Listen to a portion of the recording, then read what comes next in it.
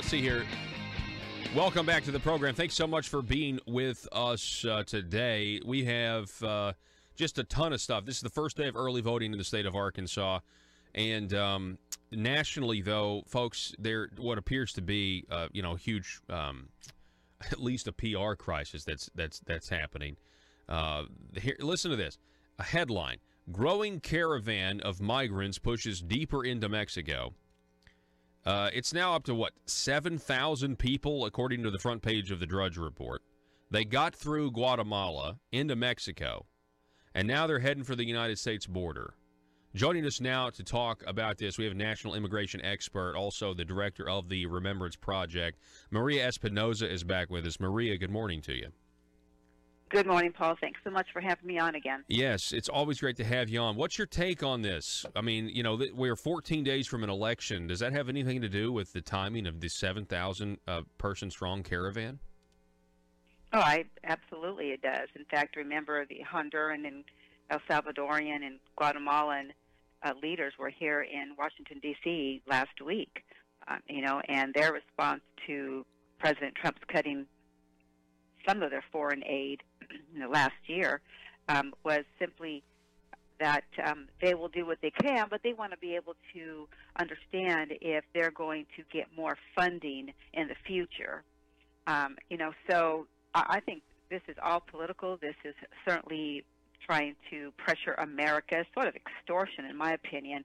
And the day after Vice President Pence met with these other country leaders, that's when the caravan took off from Honduras.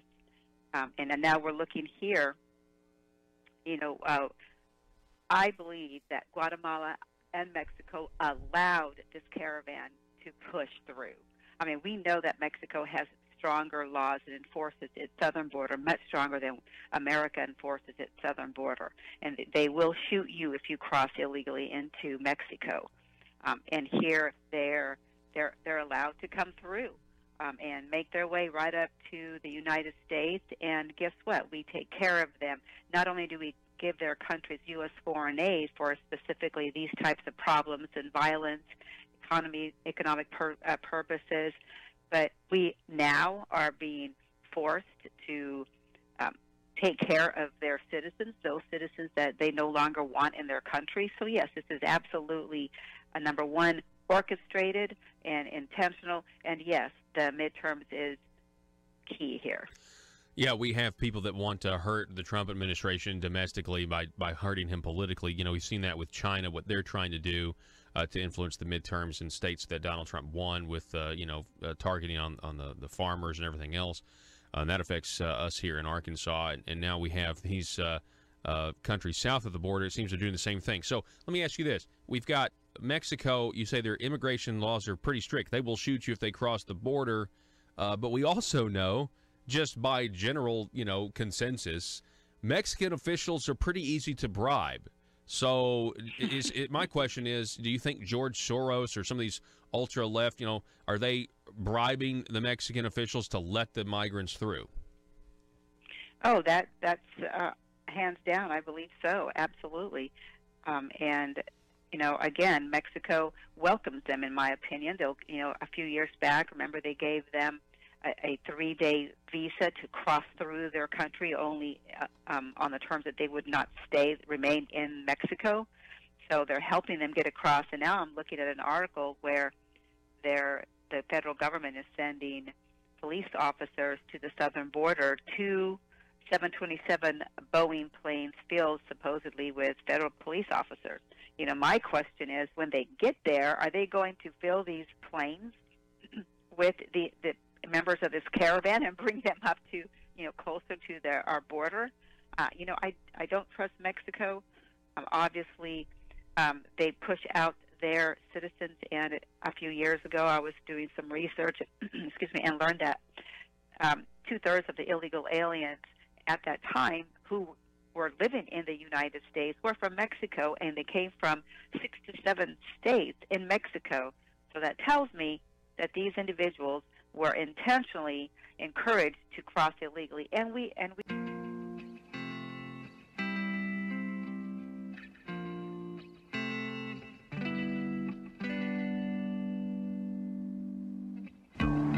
I think it's time we ask ourselves if we still know the freedoms that were intended for us by the Founding Fathers.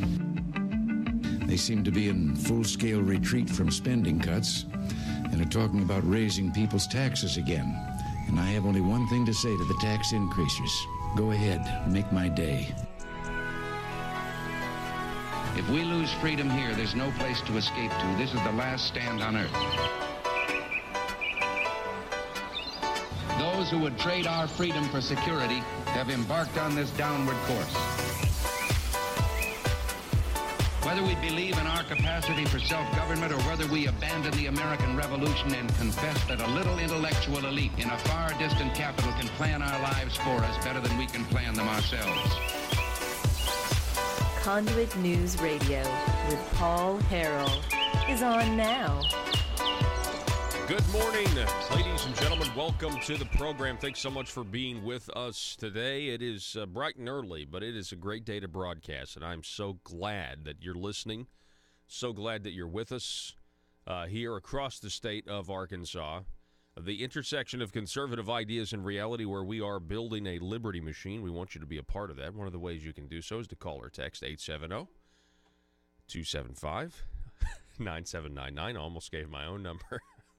my actual personal number. And we really appreciate you guys listening out there. We got a great show for you. Got a lot of news to get to. Our whiteboard for the rest of the week, pretty simple. It just says foreign invasion. Foreign invasion, because that's what is happening. They're now 1,000 miles out. They're covering, seems to me like they're covering a lot of ground rather quickly, right? What is it? Is it 2,000 miles from where they started to where they want to get to, which is the southern border for their, publicity, right?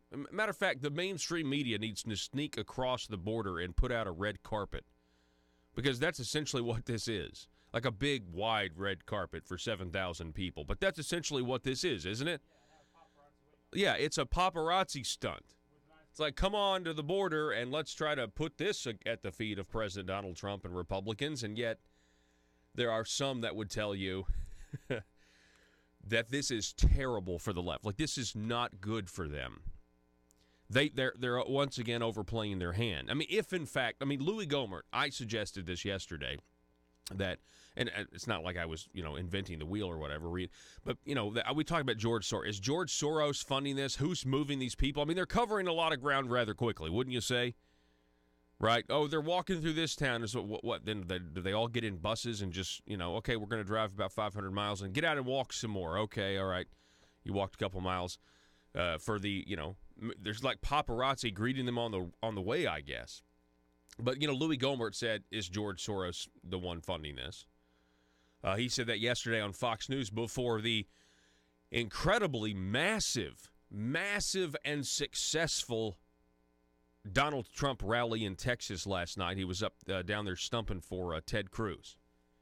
Huge venue there. They had to change the venue because there were so many people. I mean, it was packed. There was according to reports, 100,000 people that RSVP'd that wanted to get in to the building. Of course, people don't understand this. This is incredible. The popularity of President Donald Trump right now is absolutely immense. I mean, the rallies that he had in 2016 were very, very, very well attended. You had all of the comparison photos between President Trump and Hillary Clinton, who couldn't even fill a high school gymnasium. And then you would look at President Trump's rallies, and they were wildly successful. But back in 2016, Donald Trump didn't have a line outside the building, 4 people deep and a mile long, waiting to get in to see him. He didn't have that. His popularity has exploded since the 2016 election. And he's going down trying to get Republicans. And what he said here, for example, about this specific national emergency, as he's called it, with the invasion force that is coming. And that's what this is. Did you hear that the left is furious at the Associated Press because they called them an army of migrants marching to the U.S. border, and then the Associated Press changed their title because liberals freaked out, snowflakes freaked out at an accurate, and once, the AP, they actually get an accurate headline. Zero Hedge reports national emergency. President Trump to cut Central American aid as Mexico loses control of a migrant army.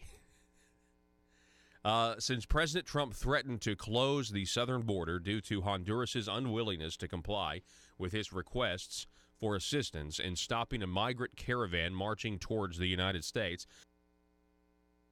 the migrants have successfully crossed into Mexico and on Sunday regrouped after being temporarily delayed. Okay, we know all that. This is what the president tweeted, though. He tweeted this. Sadly, it looks like Mexico's police and military are unable to stop the caravan heading to the southern border of the United States. Criminals and unknown Middle Easterners are mixed in. I have alerted Border Patrol and military that this is a national emergency, must change the laws. Every time, he went on, you see a caravan or people illegally coming or attempting to come into our country illegally, think of and blame the Democrats for not giving us the votes to change our pathetic immigration laws. Remember the midterms. So unfair to those who come in legally. Guatemala, Honduras, and El Salvador were not able to do the job of stopping people from leaving their country and coming illegally to the United States. We will now begin cutting off or substantially reducing the massive foreign aid routinely given to them.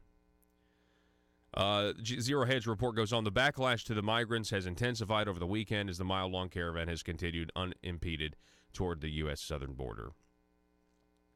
Anyway, so, President Trump here is essentially, I think, doing a very good job of telling people what the stakes are, meaning, listen, this whole immigration situation is because we can't change our laws, and we can't do what we need to do, and the Democrats are being obstructionists and everything else.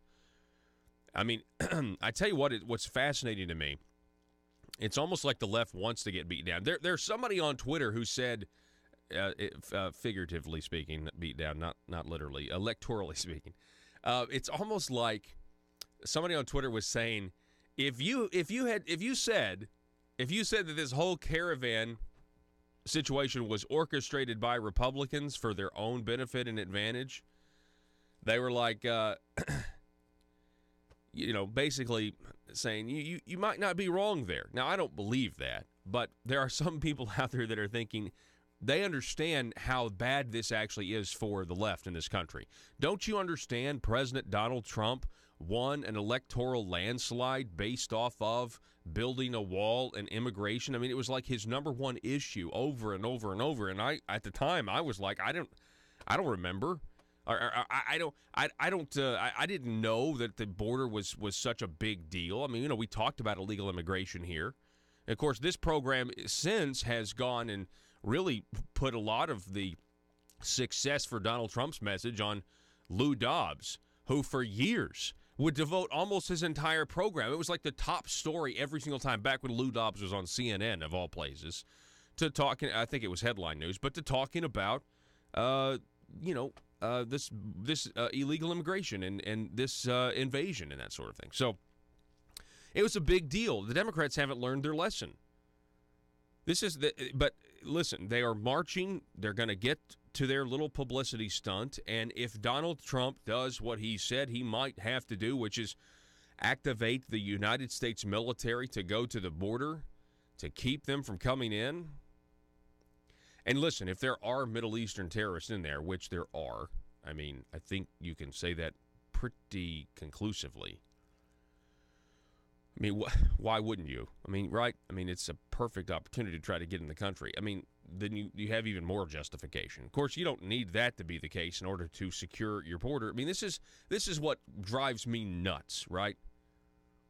Like, a country's basic responsibility is to secure the rights of its citizens. Well, that's America's. Is America, the basic responsibility of our government is to protect our rights and to secure the rights of its citizens, okay, the people that live there. Now, that assumes that you have national borders and you have geographic boundaries that determine this is our land, this is our country, and these are the people in it, and all the people around us, those are the people outside of it, okay?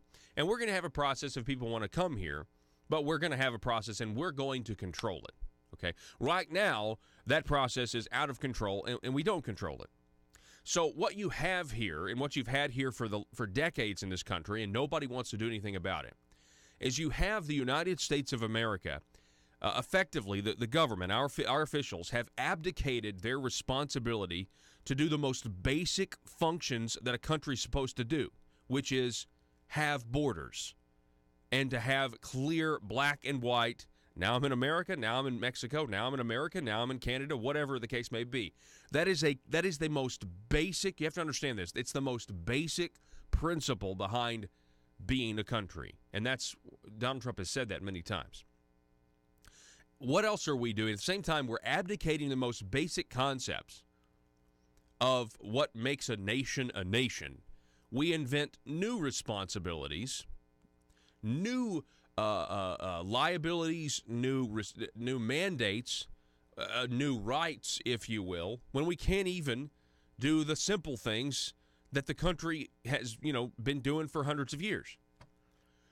Think about this. We're going to essentially start giving everybody free health care, at least under Obama, right? And if you go back to the 90s, the Republicans didn't have that big of a problem with the individual mandate. You just got to go look at their plan that failed when they were trying to compete with Hillary's plan that failed. But we're inventing these new entitlements, right? New responsibilities, right? We are born into this world enslaved to one another. You're responsible for my health care, and I'm responsible for your health care, and it is a form of socialism, right? But we are abdicating the most basic responsibilities, which is just to have a border and be able to control who can come and who can't come. And we're talking about third world countries to the south of us who would love to have free stuff and would love to get in here and it doesn't make any sense. It's like even those of you out there who think that healthcare should be a right, okay, which I don't, but if you do, don't you understand there's a finite amount of resources and not everybody in the world should be able, you know what I'm saying? Like, why wouldn't you want that policy instituted, but it also be protected so that all Americans could have it? And that goes for all of these entitlements, right? It goes for all of the welfare programs out there for Americans. But all of those programs are at risk. Every one of them are at risk because you have a porous border. You have people coming in here, and here's the thing. That's the problem with amnesty, okay? That's the problem in many cases with an eventual path to citizenship because now you have all of these, first of all, you got voters for the Democrat Party, but you have all of these entitlement programs that were meant for Americans, that were meant for people born here, that are now at risk because you have all of these other people who are not necessarily, high-skilled individuals. And that goes back to President Donald Trump and Senator Tom Cotton's immigration reform plan, where it would be more of a merit-based. You'd have to prove, okay, yeah, I've already got a skill. I'm going to come here and I'm going to, have a job and participate in the economy, and I'm also going to be operating at a pretty high level because I have this really skill. I'm an engineer. I'm a doctor. I'm, whatever. So national emergency, though, yeah, I would say so. I think President Trump is well within his purview here to say that we are under a national emergency, and that's what he said. That's what he's told the Border Patrol when it comes to this growing caravan of 7,000 people. I mean, look at the photos here. Can you bring this Zero Hedge article back up? Look at this. We need to analyze the optics here. This doesn't make any sense. All right, so who are feeding these people as they walk thousands of miles for a publicity stunt? Who is feeding these people? Okay? Where are these people going to the bathroom? Someone is clearly funding this. Who's taking that photo? Well, that's probably press. But still, I don't get it. And the mainstream media should be asking these questions, but they're not going to, because if you start to ask the question, people start to be a little critical of whatever this is, right? Who's providing them umbrellas? Look how hot it is. Like, who's providing them umbrellas? We're going to take a break. The phone number, 870-275-9799. Coming up at the top of the next hour, we're going to be talking with the Desha County Republican Chair, Sarah Dunklin, going to be back on the program. They got a Lincoln Day dinner coming up, I believe. We're going to talk about that, the importance of voting in the midterms. We got carefully crafted language for you later in the program, as well as a Conduit for Commerce policy segment coming up on loser pay tort reform. You know, now that issue 1 is off the ballot here in Arkansas, the bad tort reform bill, and got kicked off the ballot by the Arkansas Supreme Court, it may be time to actually start talking about, well, what would good tort reform actually look like? What would it look like? And it certainly wouldn't look like what the nursing home industry wrote for themselves and then paid politicians to vote on. We're going to take a break. Back in a moment.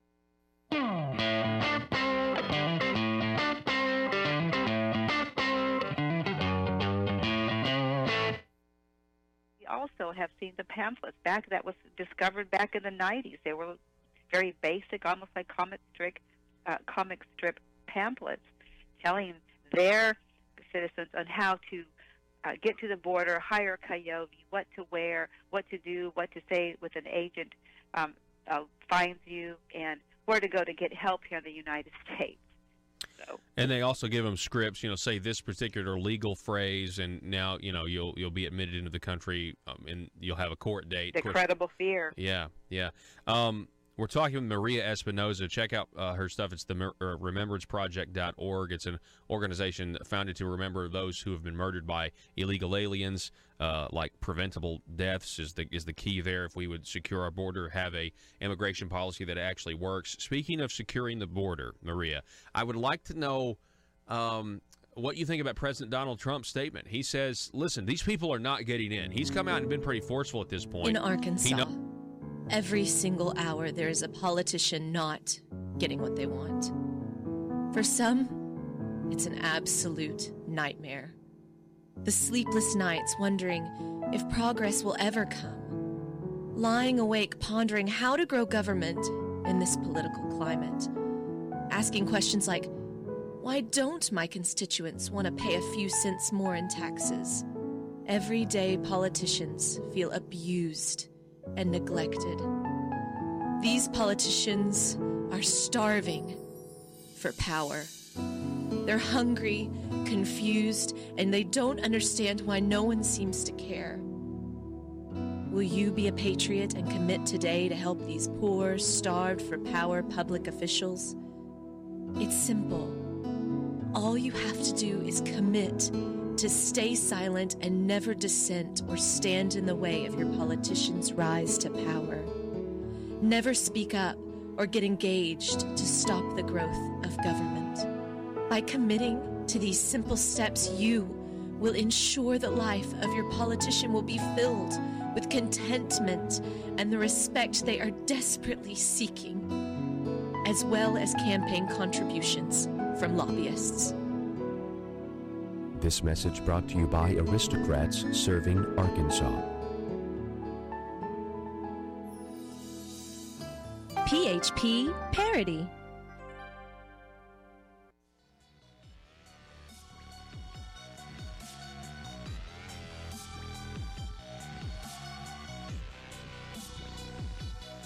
Need your daily news fix?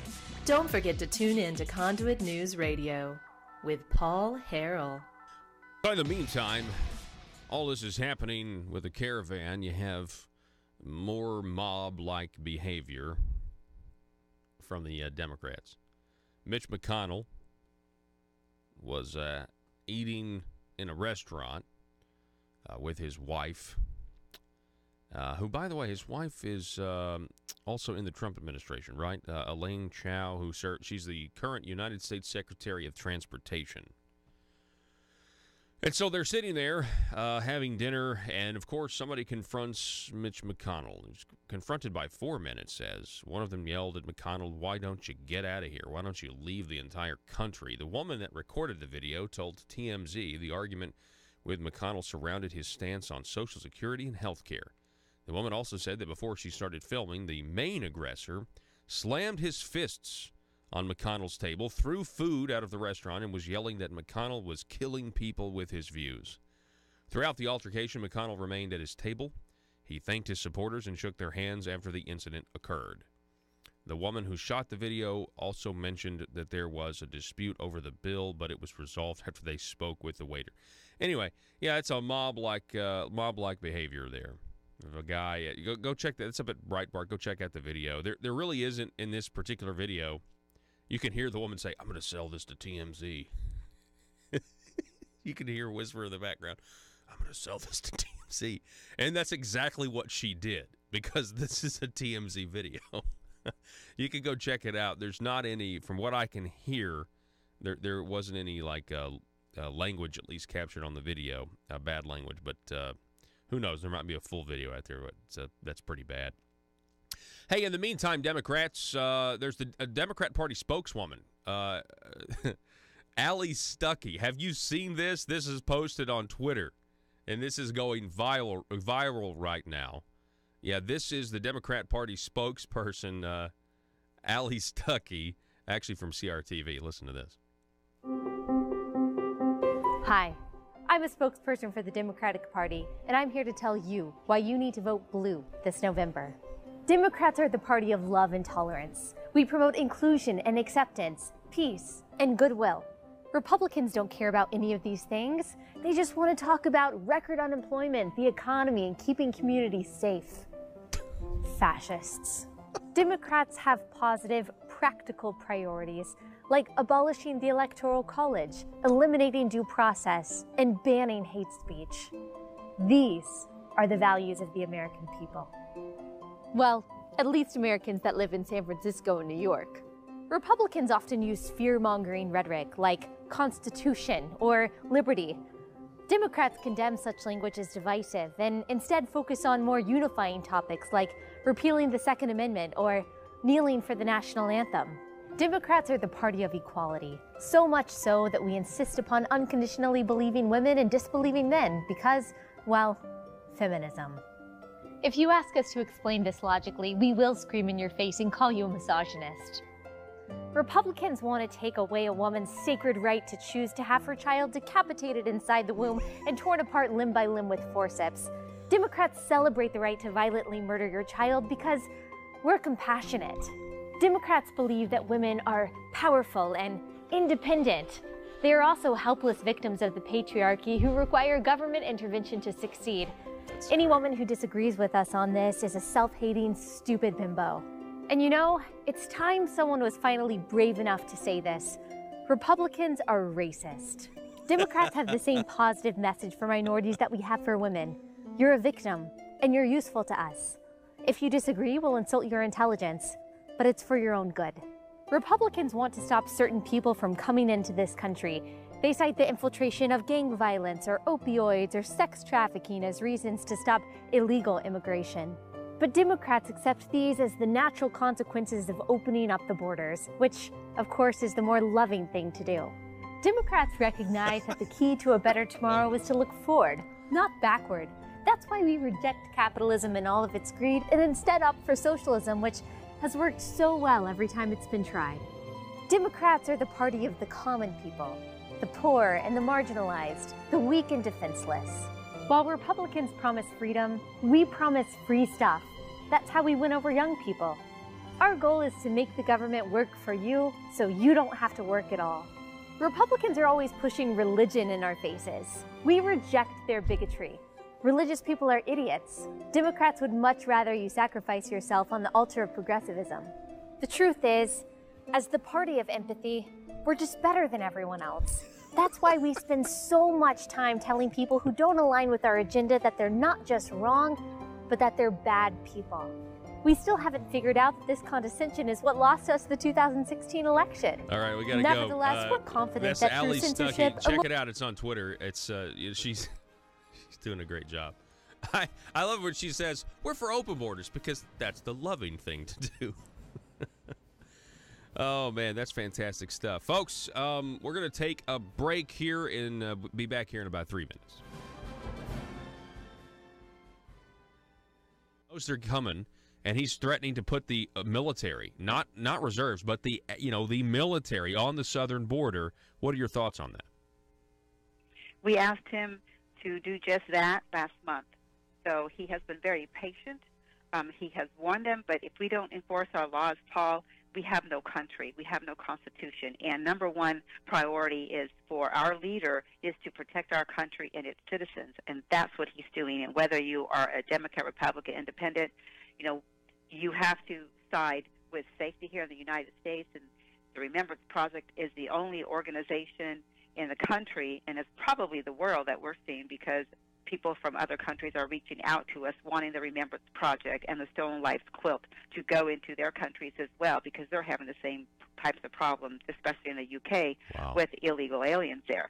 But yes, I encourage President Donald Trump to place the troops in the border, double the ICE agents and the immigration, the Border Patrol. But we also are asking all of your listeners there, Paul, to please recognize the National Remembrance Day for Americans killed by illegal aliens.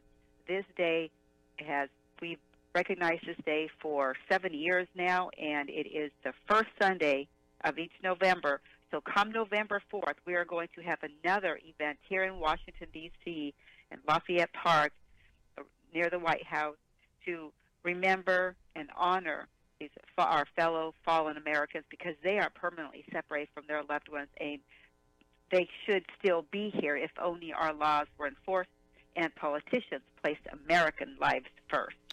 That's exactly right, putting American lives first. So you said this. You said this earlier, that you have these leaders from these countries. They met with Vice President Pence, and then about maybe not getting as much U.S. money, and then they send this this force. And so I got this text right after you said that. And somebody has a question: Are we paying Honduras not to invade the United States, or if we stop paying them our taxpayer dollars, they send an invasion force? I mean, think about that. What other response would any leader have but to then send troops to the border? Exactly. And again, President Trump has tweeted that no more money will be given to Honduras, Guatemala, El Salvador, if they do not stop and come pick up their people and return them to their countries. That's exactly what's going on. And you were talking earlier in your show on the left. This is not a matter, an issue about politics, Paul. We're so far beyond that. If we don't stop and think about what we're doing here and place American first and do what's best, just like President.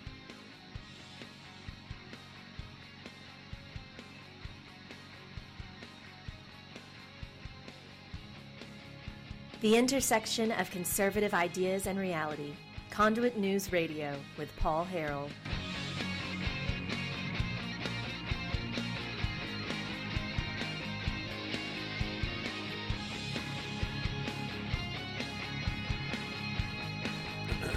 All right. In the context of everything else, if you look at the news today, you have all of the stuff that's going on leading up now, 13 days before the midterm elections.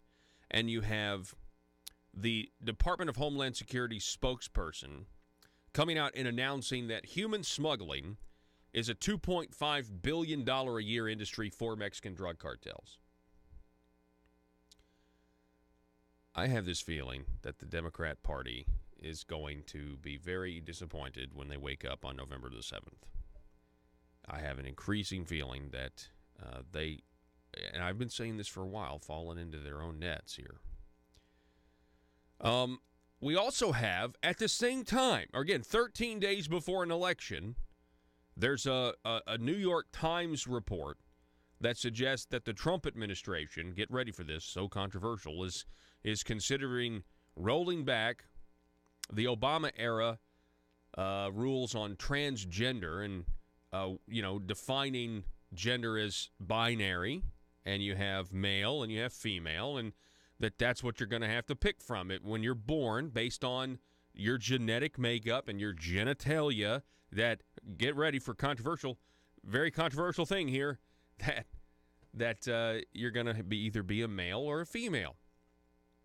And of course, the left is absolutely in meltdown over this possibility because it goes against their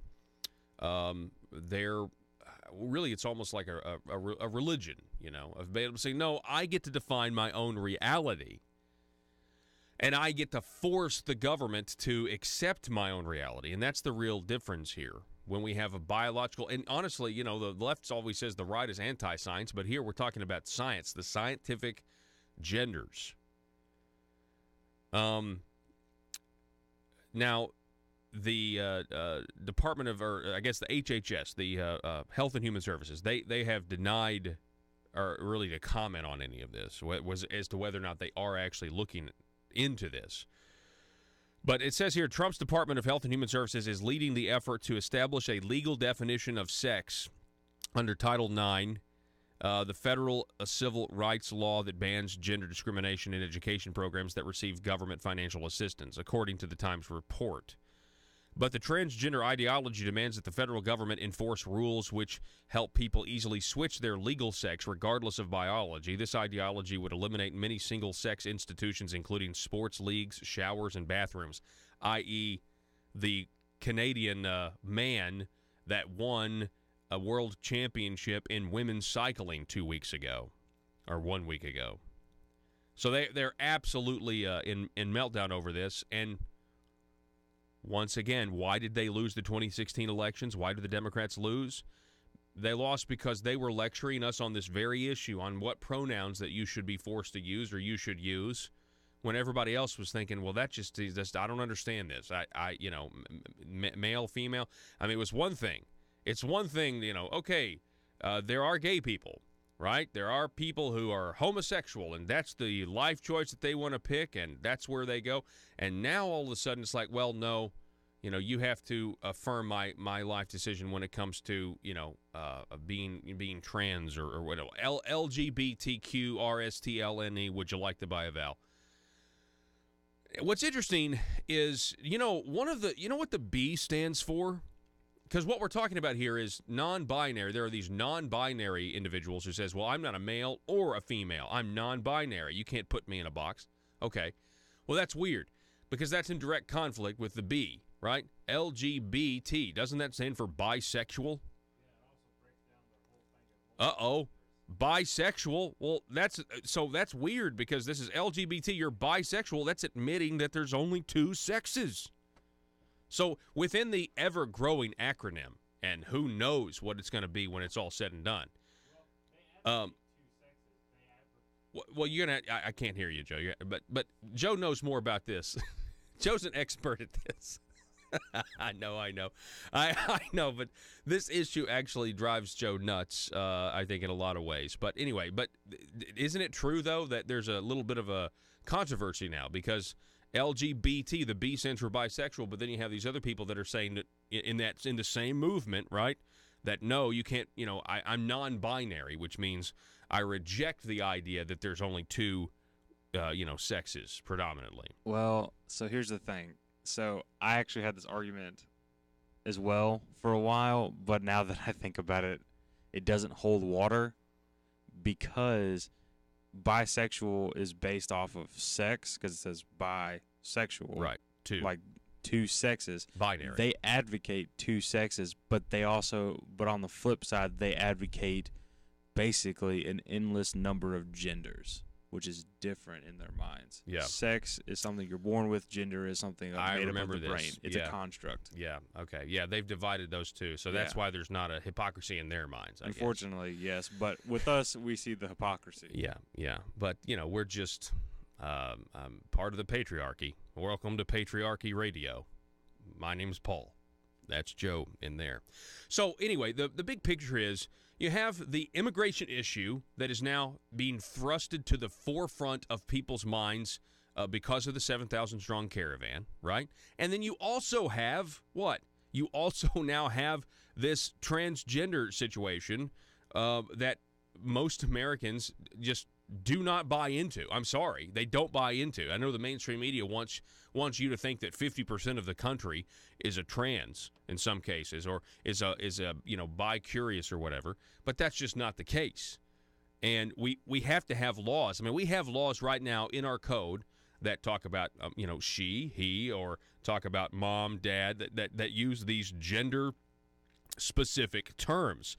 pronouns, and these things are going. They want you to basically amend all of the code, all of the laws, to basically accommodate them, and that's just ridiculous when we know that there are, in fact, two biological sexes, right? And that's just the way it is. But anyway, that sex and gender are the same thing. Right, and that sex and one gender is not are the a same social thing. construct, but they are both the same thing. Yeah, the social construct thing is just ridiculous. Let me tell you how ridiculous the social construct thing is, okay? I have a little girl, I guess 18 months now, and for the first time, I guess over the weekend, her aunt came into town and gave her a baby doll, like a little baby doll, you know? Do you know what she did? We haven't taught her to do anything. She picked up the baby doll and knew exactly what it was and knew exactly what to do with it and started nurturing it and started acting like a mother to that child. Now, that's not a social construct. She's a girl, and she wants to be a mom someday. Already, that's exactly what she's doing. She's nurturing and taking care of, which, by the way, that's what women are really, really good at. They're really, really good at that. Hey, all I'm saying is that is a gender.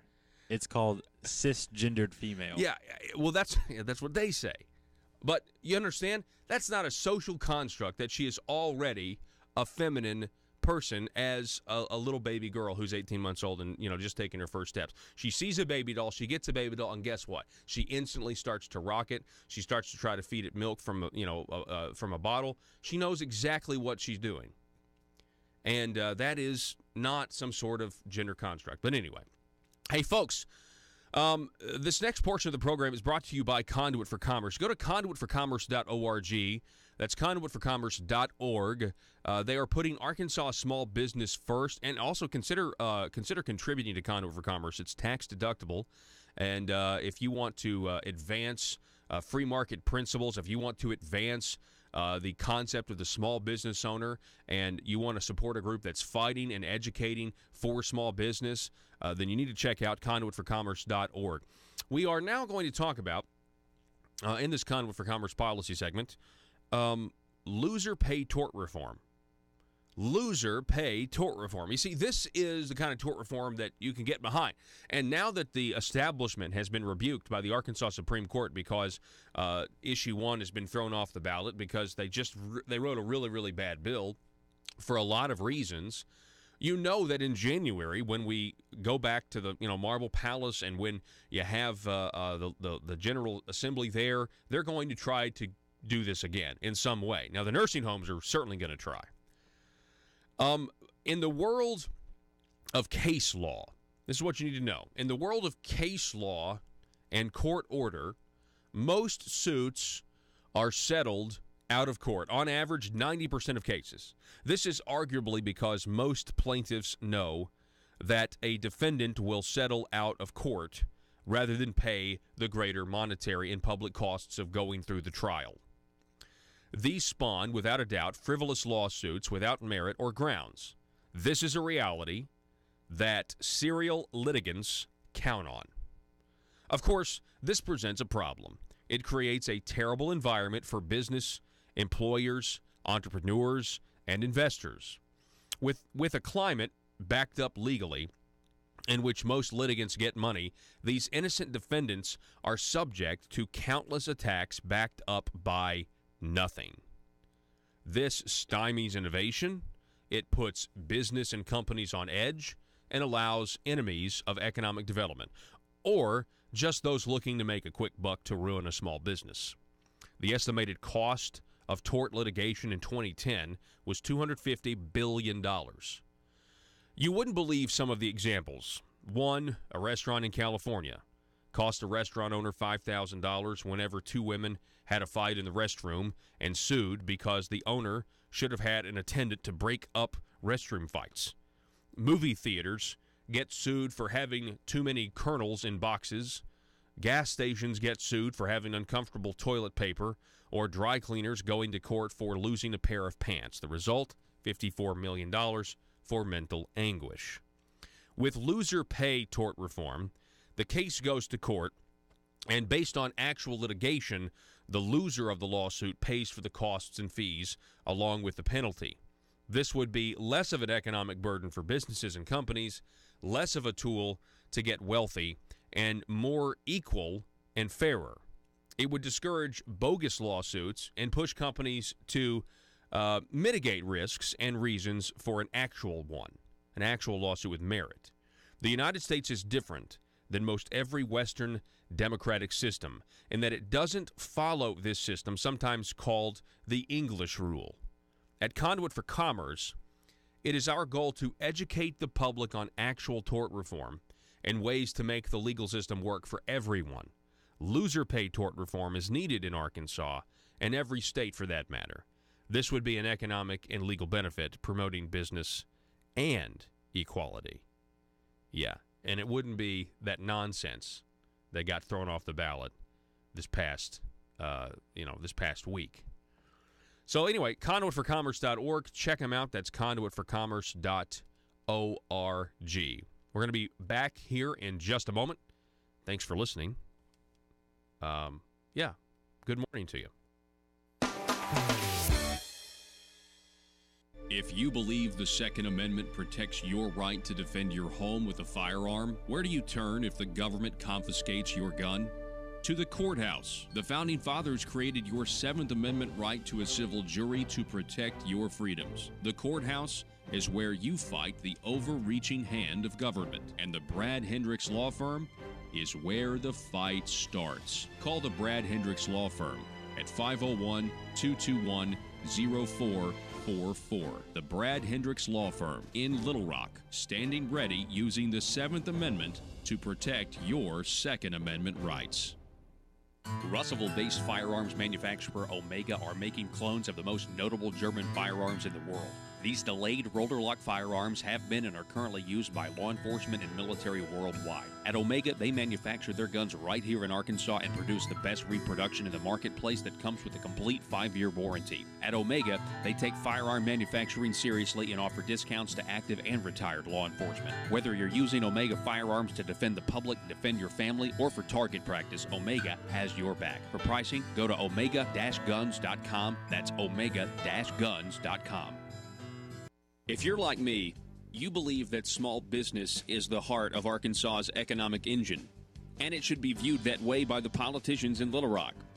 Conduit for Commerce also believes, like you and I believe, policies that achieve less regulation and lower taxation help small business in Arkansas thrive.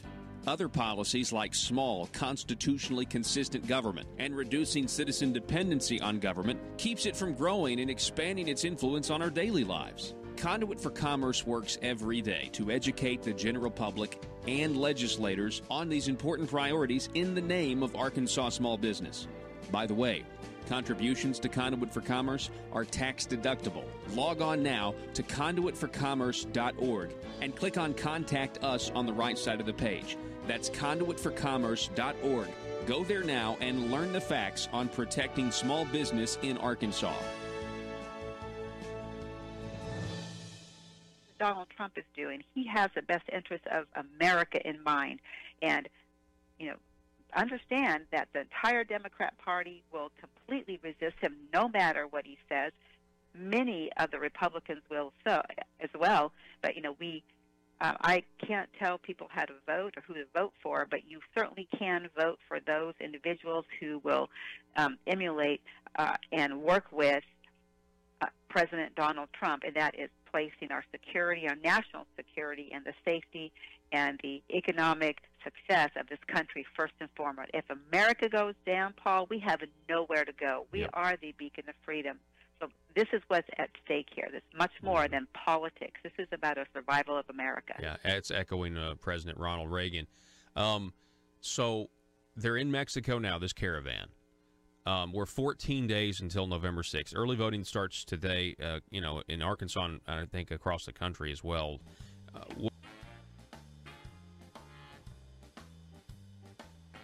Exposing the truth and everything the Marble Palace establishment keep trying to cover up. It's Conduit News Radio with Paul Harrell. It's very important here. It's very important that President Trump and really the United States government doesn't cave here. We have a foreign invasion. Can you turn those pods off? They're just in my ear. We have a foreign invasion going on. And they're marching towards us, and they're telling us that they're coming. And the media is ready. I mean, they're polishing their lenses. They can't wait to broadcast this and talk about the evils of the Trump administration. It's very important that the United States doesn't cave. We have this headline. Hey, you know, we made some headlines a couple months ago. We had when we had Mark Lowry on the program, and this was right after we had this news about the Arkansas teacher retirement system and the money from lawsuits that they had gotten. How it raised tensions. And I wonder if some of this is going to be addressed. It has to do with a guy named George Hopkins, who was the head of the Arkansas teacher retirement system. Now, he resigned, or let me say, he retired. But State Representative Mark Lowry called for his resignation after there was information gleaned about law firms referring other law firms and then getting part of the settlement in the class action lawsuit that the Arkansas teacher retirement system was the lead plaintiff in. Michael Wickline, Michael Wickline giving an update in the Arkansas Democrat-Gazette. He references this call for resignation. In mid-July, State Representative Mark Lowry, Republican from Maumelle, called for the resignation of George Hopkins. At the time, Lowry said he didn't believe Hopkins' testimony to lawmakers that the director didn't know about until a special master's inquiries, a $4.1 million referral fee paid to a Texas attorney in a settlement of a lawsuit in which the system was a class representative. Hopkins disputed Lowry's suggestion and declined to resign, but Hopkins announced on October 1st that he would retire by the end of the year. Okay.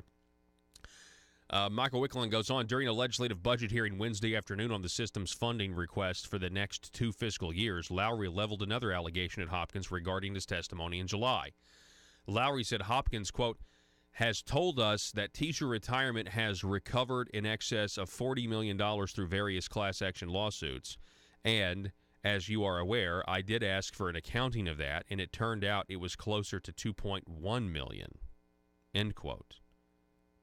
Hopkins countered that any time that we get money that's not directly from an investment, but from a third source, we consider that a recovery, and my testimony was on the aggregate from all class lawsuits or class action lawsuits. Arkansas teacher retirement system recovered $40 million. Quote, but the ones in which we were lead plaintiff or class representative, we had recovered only $2 million, Hopkins said. My testimony might not have been understood, but in terms of class action throughout, we had recovered $40 million. But my testimony was not that Arkansas Teacher Retirement Fund recovered $40 million in cases in which we were the lead plaintiff. But see, Mark Lowry, Wickline reports, said there wasn't a misunderstanding about Hopkins' testimony.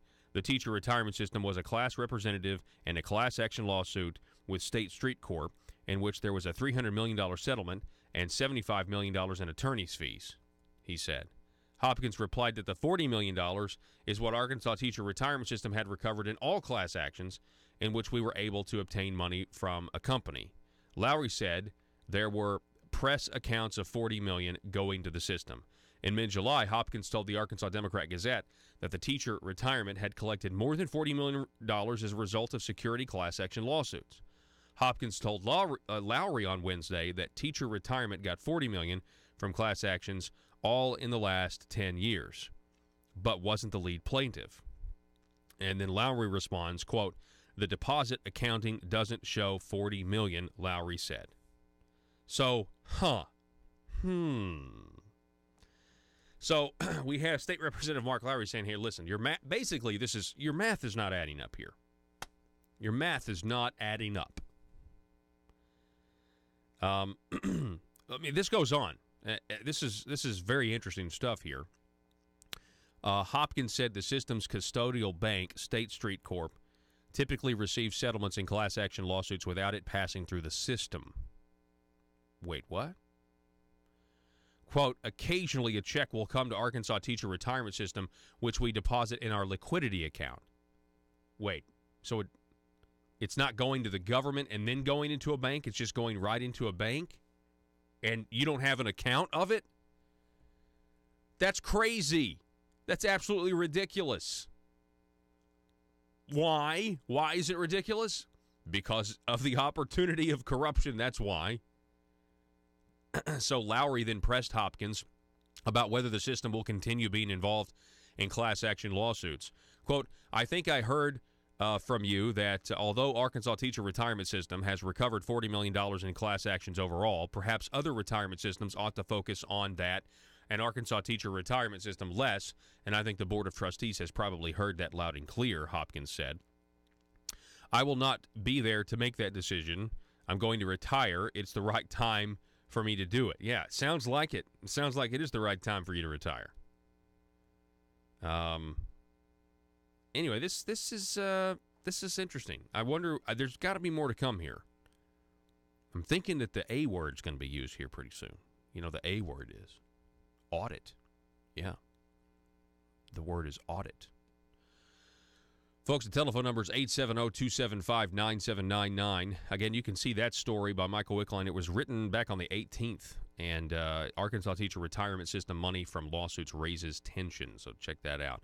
Folks, the next hour we'll be talking about the state's jobless rate and going to compare that to this little phrase we love around here. Carefully crafted language. We're going to be talking about that. Also, we'll be talking with Sarah Dunklin. Excited to talk to her. She's the Republican chair of Desha County, and we'll be talking to her coming up in just a couple of minutes. So you certainly want to stay tuned for that. No, she's coming on at 7 o'clock. Yeah. Can we finish up with this? Do we have any more of that Allie Stuckey video? Can we finish it real quick? This was Allie Stuckey from conservative or CRTV, and she's doing a little satire piece here on being a spokesperson for the Democrat Party. Go ahead. Emotional manipulation and continued bullying that will eventually get our way. Why? Because we care about you. So much so that we're willing to wear you down until you fear getting silenced, doxxed, or fired because you don't agree with our agenda. That's love. I'm the spokesperson for the Democratic Party. Vote for us in November. That's great. Yeah, because that's love. Because basically, it's this environment, this environment of fear and intimidation, right? I mean, a lot of people. I'll be honest with you, folks. I'll be honest with you. I was retweeting. I think I retweeted an NPC meme. You can follow me on Twitter at Paul Harrell 1776. Also follow Conduit News at Conduit News.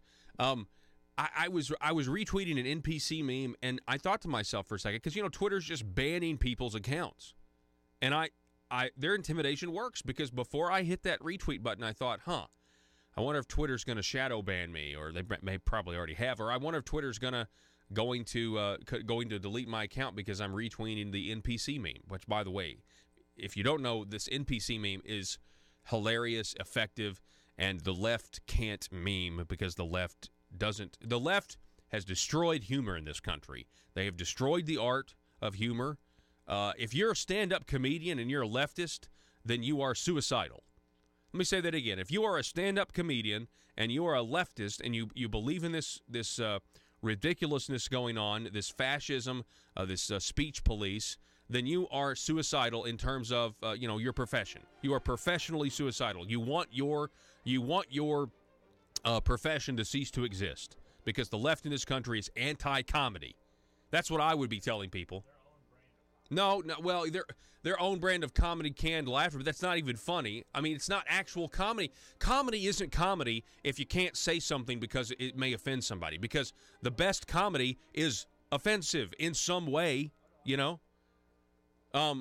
Anyway, and maybe some of you disagree out there that the best comedy is offensive, but you understand my point. Comics make jokes, and if you don't have the freedom to say what you want, then you're going along with the word police. I'm just telling you right now.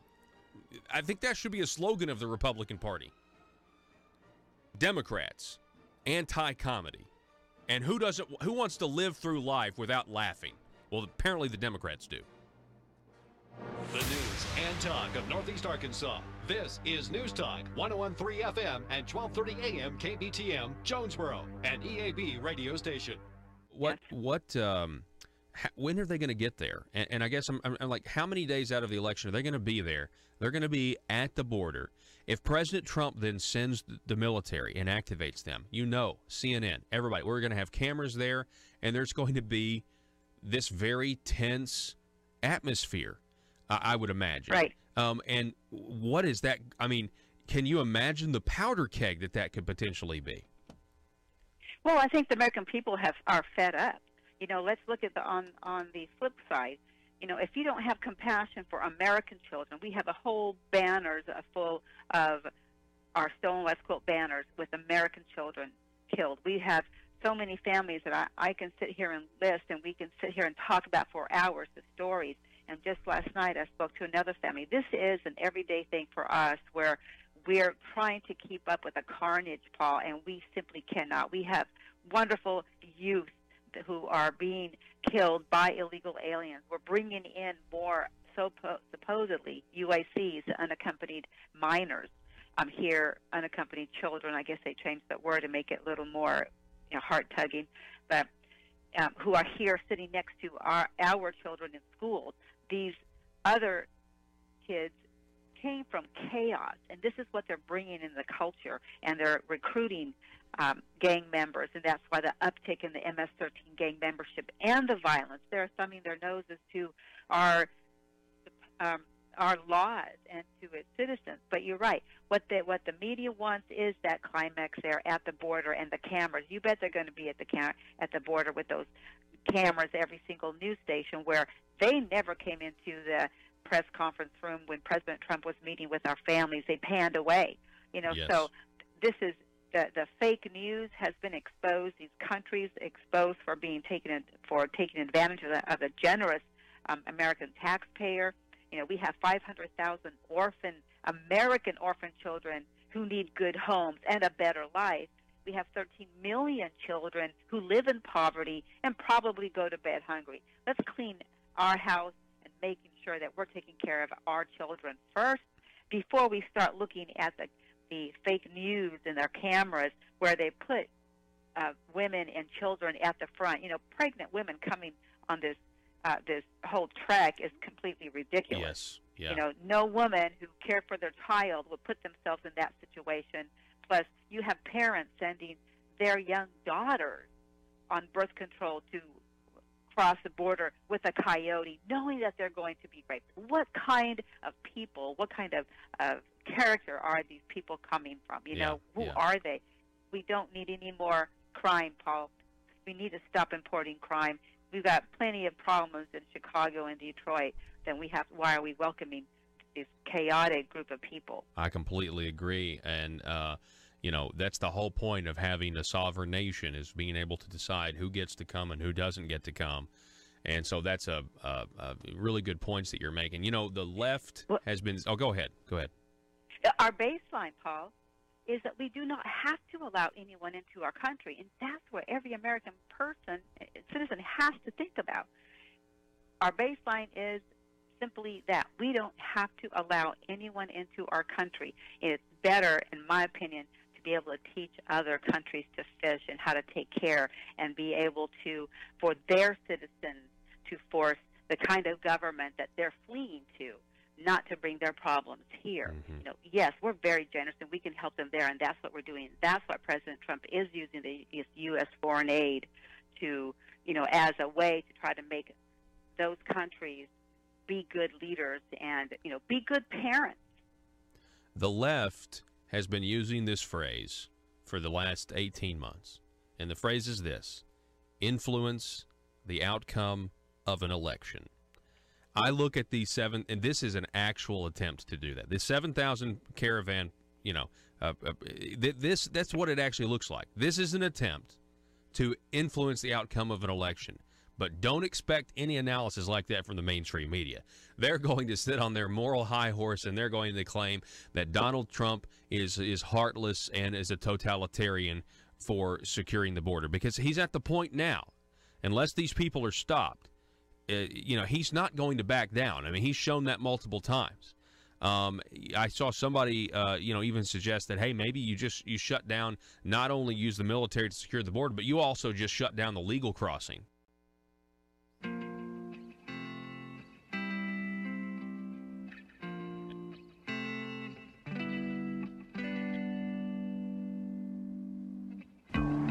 I think it's time we ask ourselves if we still know the freedoms that were intended for us by the Founding Fathers.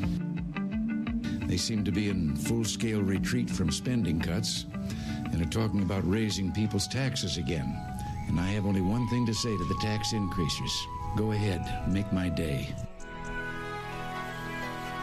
If we lose freedom here, there's no place to escape to. This is the last stand on earth. Those who would trade our freedom for security have embarked on this downward course. Whether we believe in our capacity for self-government or whether we abandon the American Revolution and confess that a little intellectual elite in a far distant capital can plan our lives for us better than we can plan them ourselves.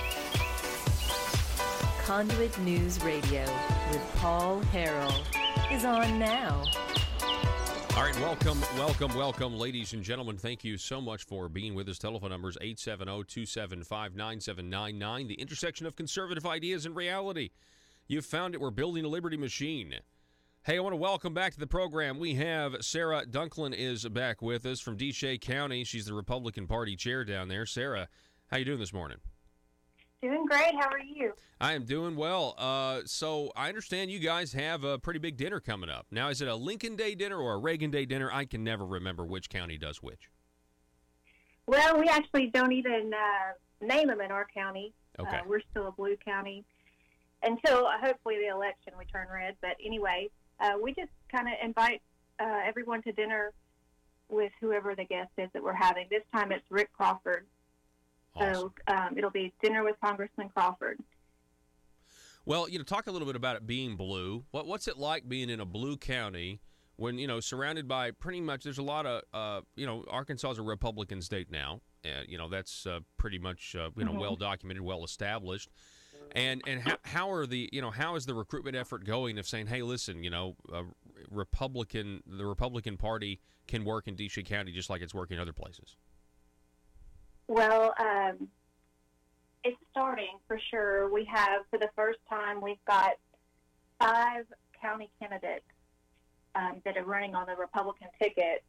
And on the Democrat ticket, there are many that are actually on our county committee that ran on the Democrat ticket. So either way, we're going to have Republicans win. It's very interesting. Really, there's only a couple of true Democrats in the races, so it's exciting times for sure. So do you think that you guys are in a position to make gains and actually, turn the county red or at least maybe purple?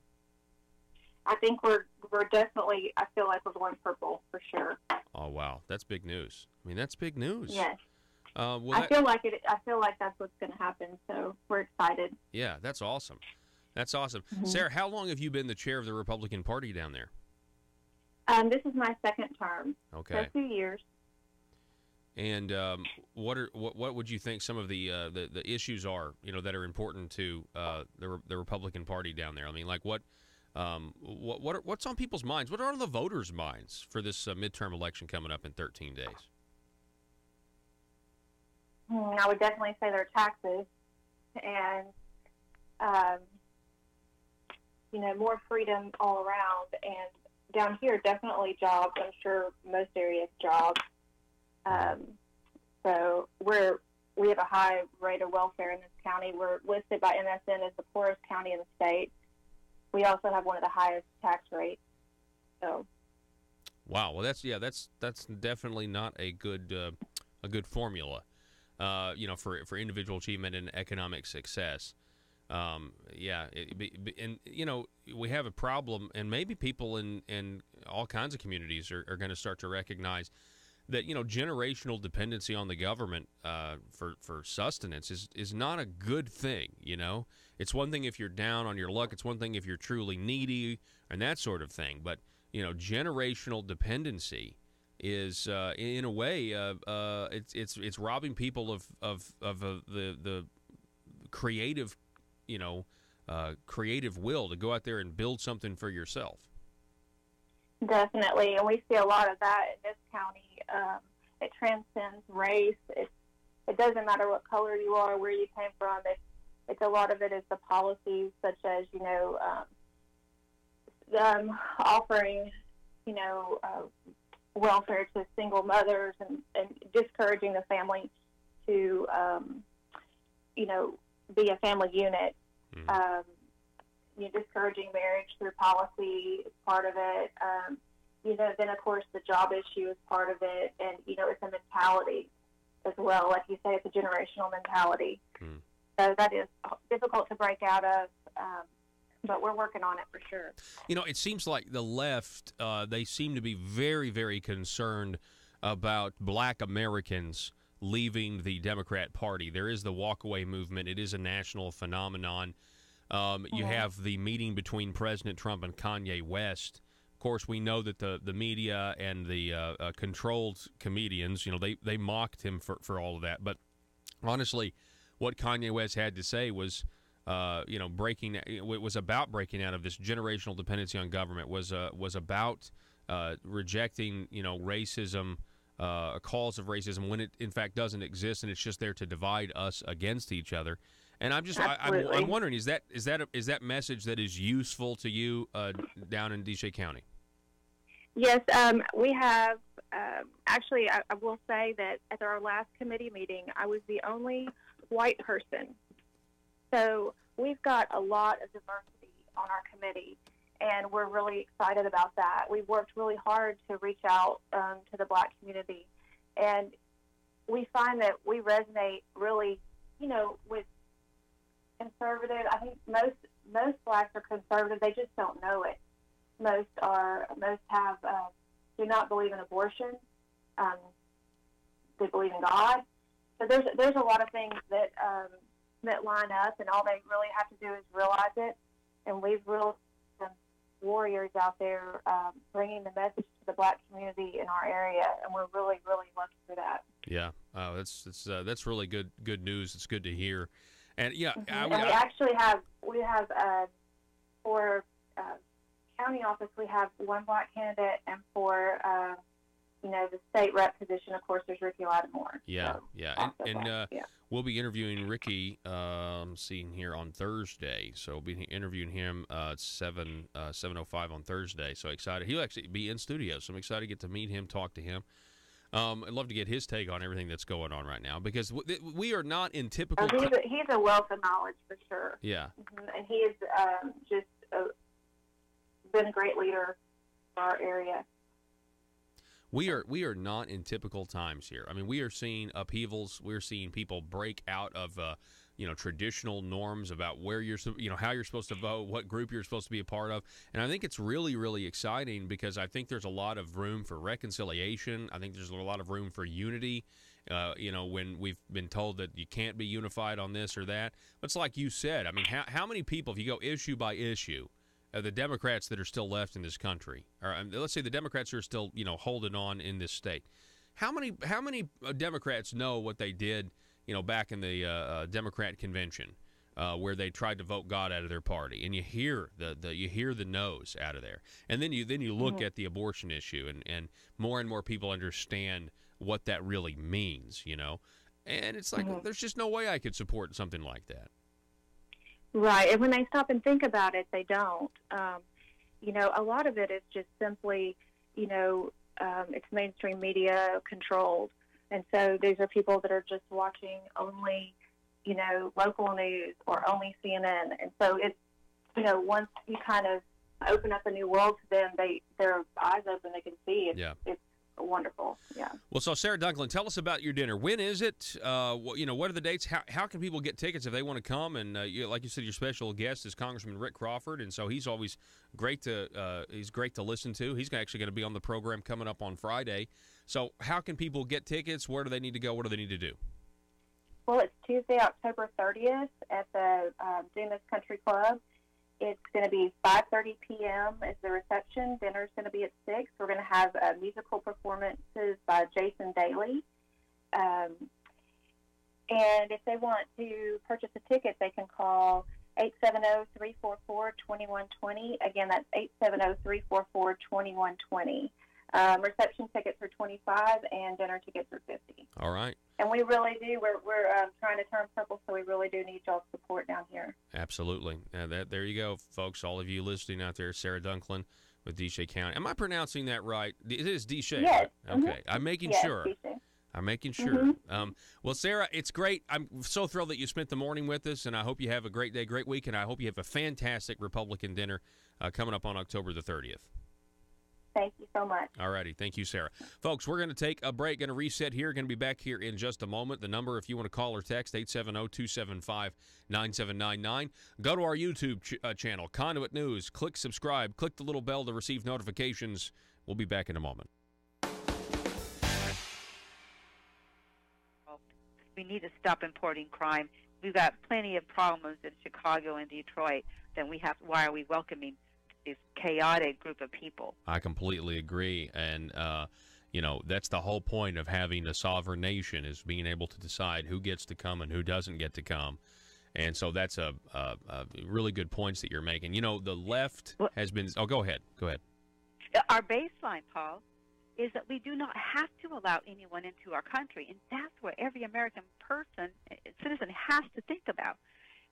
Our baseline is simply that. We don't have to allow anyone into our country. And it's better, in my opinion, to be able to teach other countries to fish and how to take care and be able to, for their citizens, to force the kind of government that they're fleeing to, not to bring their problems here. Mm-hmm. Yes, we're very generous and we can help them there, and that's what we're doing. That's what President Trump is using the U.S. foreign aid to, as a way to try to make those Who's next countries. to Zipline? Me, and I'm really excited about this. Sir, I'm sorry. The Zipline has a 350-pound weight limit, and frankly, I do not think it would be safe for you. Oh, that's okay. I self-identify as 180 pounds, so it's cool. Sir, that doesn't make any sense to me, and I'm afraid we can't let you ride the Zipline. You're too heavy. I'm sorry. I can't believe this. I thought we had evolved as a society. I thought this was America, but I guess this is just my plight. First slavery, and now fat-shaming.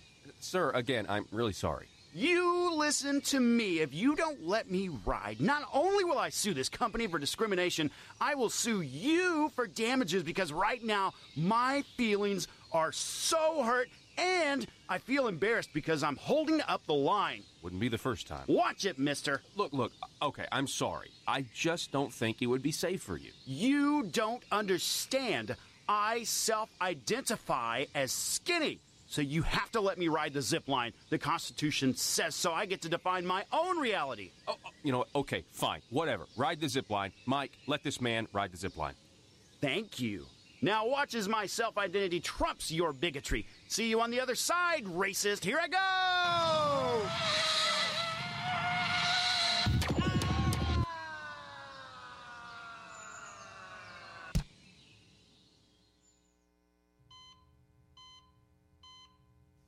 Doctor, thank goodness.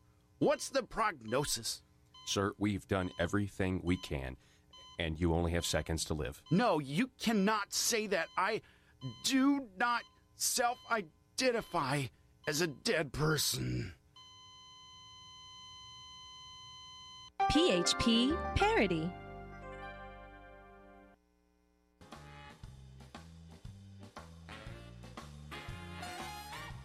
Determined to drain the swamp in Little Rock, it's Conduit News Radio with Paul Harrell.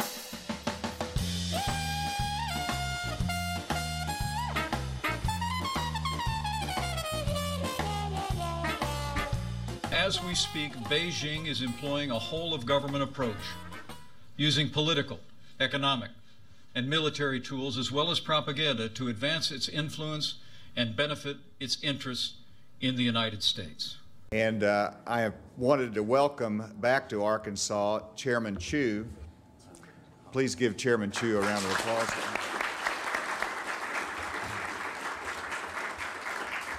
China is also applying this power in more proactive ways than ever before to exert influence and interfere in the domestic policy and politics of this country. Chairman Chu, I got to know as he is the CEO and chairman of Shandong Ruyi Technology Group out of Shandong Province.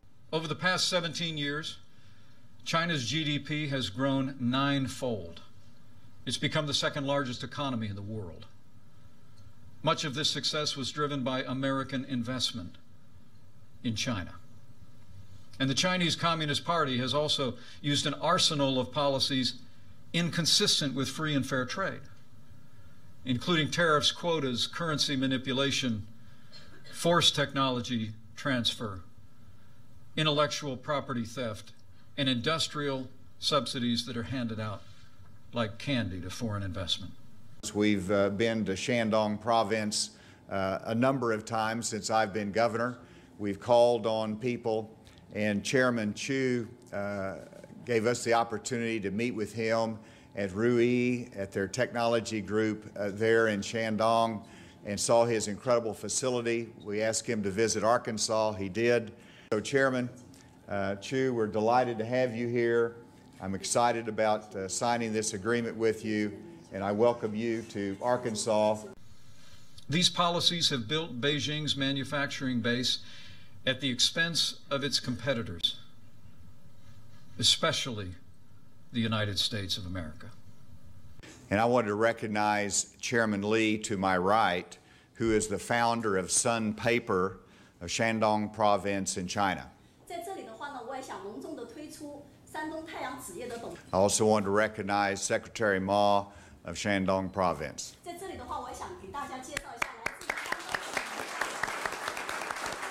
As President Trump said just this week, in his words, we rebuilt China over the last 25 years. Last November, as you know, I traveled to Shandong Province. I met with Chairman Li. I toured Sun Paper Company along with Mike Preston. While in China, we signed a letter of intent on behalf of the state of Arkansas with Sun Paper, indicating that Sun Paper wanted to put a major bioproducts mill in South Arkansas, in Arkansas. The Communist Party has set its sights on controlling 90% of the world's most advanced industries, including robotics, biotechnology, and artificial intelligence. To win the commanding heights of the 21st century economy, Beijing has directed its bureaucrats and businesses to obtain American intellectual property, the foundation of our economic leadership, by any means necessary. Chairman Li and I met yesterday. Chairman Li indicated to me that Sun Paper has selected Arkadelphia in Clark County as the location of a $1 billion bioproducts mill. Beijing now requires many American businesses to hand over their trade secrets as the cost of doing business in China. It also coordinates and sponsors the acquisition of American firms to gain ownership of their creations. Worst of all, Chinese security agencies have masterminded the wholesale theft of American technology, including cutting-edge military blueprints. And using that stolen technology, the Chinese Communist Party is turning plowshares into swords on a massive scale. Well, thank you all for joining us via Skype from Beijing this morning. Here in Beijing, it is 10 p.m. in the evening. I've had a very successful trip to China. China now spends as much on its military as the rest of Asia combined. And Beijing has prioritized capabilities to erode America's military advantages on land, at sea, in the air, and in space. I've spoken at Tsinghua University here in Beijing, which was a treat for me to speak with young Chinese students about Arkansas, and also to talk about the relationship between China and the United States.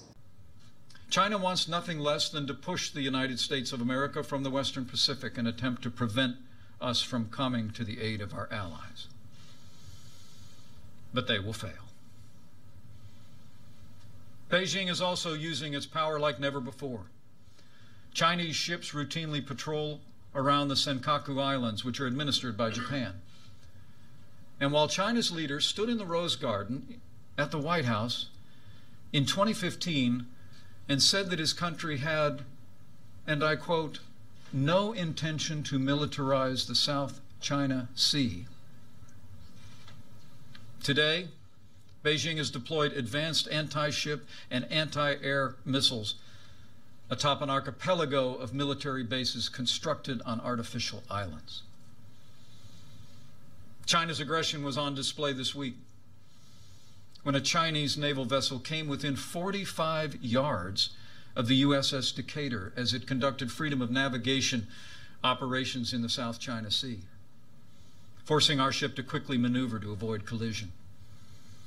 Despite such reckless harassment, the United States Navy will continue to fly, sail, and operate wherever international law allows and our national interests demand. We will not be intimidated, and we will not stand down. And we'll be calling on multiple prospects in China, as well as continuing our relationship with Sun Paper in Shandong province. In recent years, China has taken a sharp U-turn toward control and oppression of its own people. Today, China has built an unparalleled surveillance state, and it's growing more expansive and intrusive, often with the help of U.S. technology. And when it comes to religious freedom, a new wave of persecution is crashing down on Chinese Christians, Buddhists, and Muslims.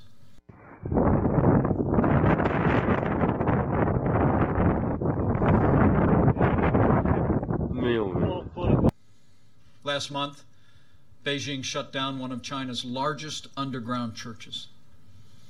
Across the country, authorities are tearing down crosses, burning Bibles, and imprisoning believers. And Beijing has now reached a deal with the Vatican that gives the avowedly atheist Communist Party a direct role in appointing Catholic bishops. For China's Christians, these are desperate times. So, do you like him as a candidate? I think he's brought a lot to the table. It's not my message. You know, I worry about the party in terms of expanding our base and what the message does to our recruitment of Hispanics, outreach to minorities. And so you've got to worry about the fall election and whether this is a message that's going to carry in Michigan, Ohio, and Florida, and those states that we need to carry. The American people deserve to know. In response to the strong stand that President Trump has taken, Beijing is pursuing a comprehensive and coordinated campaign to undermine support for the president, our agenda, and our nation's most cherished ideals. I think you've got to listen to what he says and how he conducts himself, and I don't know that he would be that different from what he is now in negotiating with Vladimir Putin. So, you think that's a good thing or a bad thing? No, I don't think it's a good thing. You know, we need people who, in the presidency, that understand how the world works, understands that there's a time for bluster and there's a time for reason. The Chinese Communist Party is rewarding or coercing American businesses, movie studios, universities, think tanks, scholars, journalists, and local, state, and federal officials. And then, Chairman, you'll look out in the audience and you'll see multiple members of the governor's cabinet. We're also here to support you. You'll see multiple members of the state legislative assembly. They're here to support you, and specifically Senator Caldwell, Senator Ingram, Representative Murdoch, Representative Hollowell. These are your senators and your representatives now. You call on them, and they're going to help you. Guarantee it.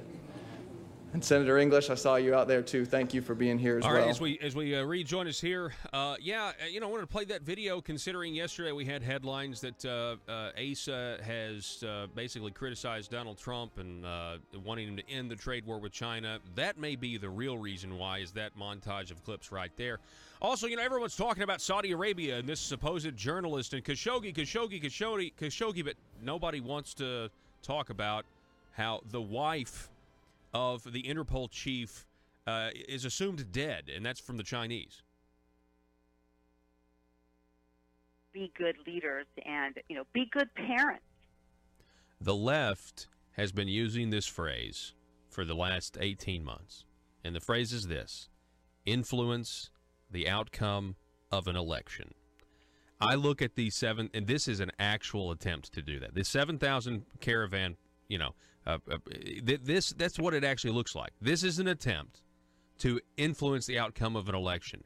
But don't expect any analysis like that from the mainstream media. They're going to sit on their moral high horse, and they're going to claim that Donald Trump is heartless and is a totalitarian for securing the border, because he's at the point now, unless these people are stopped, he's not going to back down. I mean, he's shown that multiple times. I saw somebody, even suggest that, hey, maybe you shut down, not only use the military to secure the border, but you also just shut down the legal crossing. Just absolutely shut it down, say nobody in, nobody out for a period of time, which we did do in 1985 after one of our federal agents was killed at the border. Right, exactly. We have to do this. I'm from Texas originally. We're here in Washington, D.C. now. It's very important that we are here looking over the shoulder of these politicians, and I can tell you that the people will save this country, because we're going to band together and do what's right.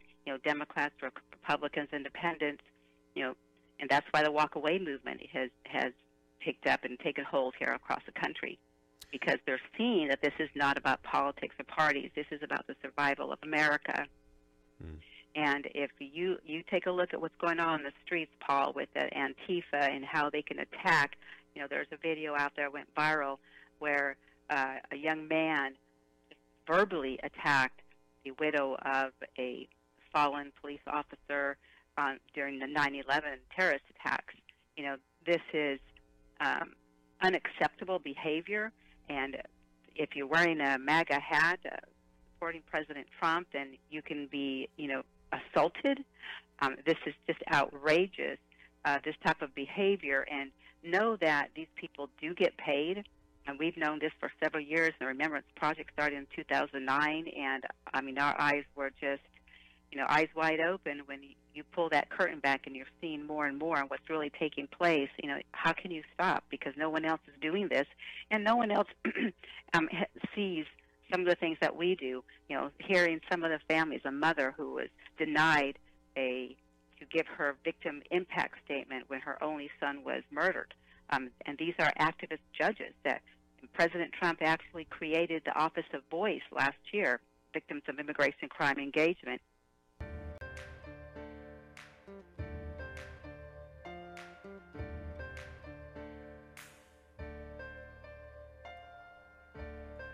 Bringing you your daily dose of truth.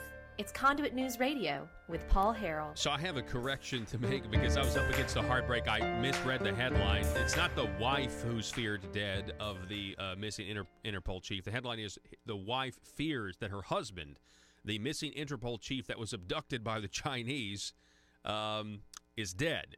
And nobody wants to talk about that, right? Because we all want Chinese businesses or whatever, or the Chinese are paying. There's been reports about how they're paying lawmakers and everything else, right? But everyone, the media focuses all on this Khashoggi guy and the Turkish embassy and everything else, and it's like, what? What about that guy? What about China, right? You heard about it a little bit, but not much, right?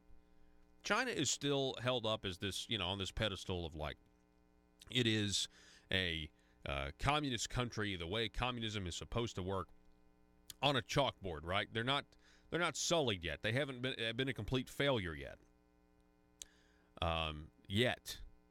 Headline: Chinese market drop leads world stocks lower. The U.S. markets are expected to open, I guess, with triple-digit losses now, but that's because of a sharp drop in Chinese stocks. They led global markets broadly lower on Tuesday as investors digest the impact of trade tensions on the country, as well as other geopolitical worries, such as Italy's debt problems. After the Shanghai index closed down 2.3%, European markets traded lower. Germany slipped 1.8%. France's CAC 40 was 1.3% lower, and Britain's FTSE 100 lost, or 0.7%. Wall Street is forecast to open lower, with the future for the S&P 500 down 1.1% and the Dow future off by 1%. So anyway, I'm telling you right now, I know that has global implications, but this is just because China is actually feeling it the worst here. China is feeling it the worst. Let's see. We're going to move. Let me go here. Let's have a carefully crafted language segment. Many of you may not even know what that is. We talked about it many times, but we may have new listeners. We get new listeners every single day here at Conduit News Radio. Carefully crafted language. It was a phrase that was created by Governor Asa Hutchinson. Listen. I want to refer everybody back to my remarks because that's the key language that was carefully crafted. So we tend to look for carefully crafted language. And once you find it, you can find more of it. And so we kind of scour the headlines, we scour the news, and we try to find carefully crafted language. Now, what is carefully crafted language? Well, it can be a lot of things. It's basically a way to tell people what you think they want to hear as to get the most docile, passive results from the people that you're speaking to. While twisting the narrative, and you do it carefully so people don't really know what's going on. Sometimes they don't even know what direction you are going. Sometimes it's just a really nice way of being on the fence, right? Not really committing too far to the left, not really committing too far to the right on whatever the political issue of the day is. That is what carefully crafted language can be. It can also be a way to intentionally deceive, to take maybe some data that purports to show good news for the economy, or in this case for jobs, if you look at it a certain way, but it's carefully crafted and you ignore the other stuff that actually raises some red flags. So for this week's carefully crafted language segment, I want to refer everybody back to my remarks because that's the key language that was carefully crafted. We're taking a look at the state's jobless rate, okay? The headline here from David Smith on October 20th in the Northwest Arkansas Democrat Gazette, state jobless rate hits record low 3.5%. Well, that's a great headline, and that goes really well with Governor Asa Hutchinson's, re-election campaign and his ads where he talks about how he's created 70,000 jobs, that sort of thing.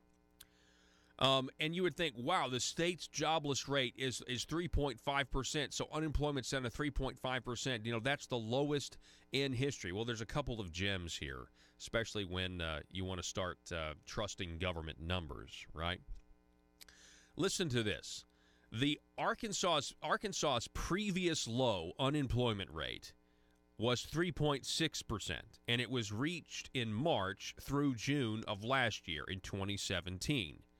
Since 1957, listen to this, as far back as data are available, Arkansas's unemployment rate has not been lower than 3.6%. Actually, Arkansas's unemployment rate was first reported as 3.4% in May, June, and July last year, but the Bureau raised that number in its annual revision this year. Wow. Its annual revision. Now, isn't that fascinating that they revised the numbers? But guess what? Do you think any of the headlines from back during that time are going to be revised at all? No. It's entirely possible that September's unemployment rate of 3.5% will also be revised away early next year. But let's forget about the concept of what number's accurate or anything else. Obviously, the government is not very good at giving estimates and that sort of thing. They're good at giving numbers that promote how great a job they're doing. I mean, that's any government. That's this just tends to go towards the propaganda side of things, right? It's just the natural tendency of things. But what does an unemployment rate of 3.4% or 3.5%, what does that really mean? Now, if you just say it, then you think, oh, well, that means things are going great, right? But that's the carefully crafted version. I mean, a lot of people count on the fact, when it comes to the economy, that your average person out there is not an economist, right? You judge whether or not the economy's doing good based on whether or not you're making money or not, okay? So They do quote here, do a good job here, of contacting a man by the name of Greg Kaza. Greg Kaza is the executive director of the Arkansas Policy Foundation. He's actually been on this program before. The Gazette goes on here, says, while the record low unemployment rate is good news, the bad news is the civilian labor force. So here's the real number, and this is the number, as a matter of fact, that should be on the headline of this article, is that the civilian labor force is not good. There were about 12,270 fewer Arkansans in the labor force in September than in September last year. Now, I want you to think about that for a moment. All you're hearing is the creation of 70,000 jobs. But you're not hearing that statistic, are you? 12,270 fewer Arkansans are in the labor force, fewer Arkansans are in the labor force in September than in September last year. Michael Packo, the chief economist of the Arkansas Economic Development Institute at the University of Arkansas at Little Rock, quote, says this, but recent declines in the labor force participation rate complicate the interpretation of the unemployment rate. Arkansas's unemployment rate is going down because people are dropping out of the labor force, not because they are finding jobs. Hello, McFly? The labor force participation rate is calculated by dividing the labor force by the population of workers over the age of 16. Arkansas's participation rate was 57.4% in September, Packo said. That's down almost a full percentage point from a year ago and down nearly 6% from a decade ago. So while a smaller fraction of the labor force is actively seeking employment, the labor force itself comprises a much smaller share of the state's population. I want to refer everybody back to my remarks because that's the key language that was carefully crafted. That's interesting. Most states in the country have a participation rate, a labor force participation rate of 60%. And Arkansas is at 57, and we've lost a point from, 12 months ago. Think about that for a second. Yeah, where does it say that, Joe? 60%. I've lost my spot here. Yeah. Arkansas's participation rate is the fourth lowest in the country. But you're going to hear people say, oh, we got record low unemployment. Our labor force participation rate is shrinking, and we are the fourth worst state in the country. That's nuts. By comparison, non-farm payroll jobs, the other monthly indicator of employment, are looking pretty strong, Packo said. The biggest growth was, let's see. Here's the one I want to highlight. Highlight this paragraph. So, Greg Kaza says that the most growth among the state's 11 business sectors are the professional and business services sector.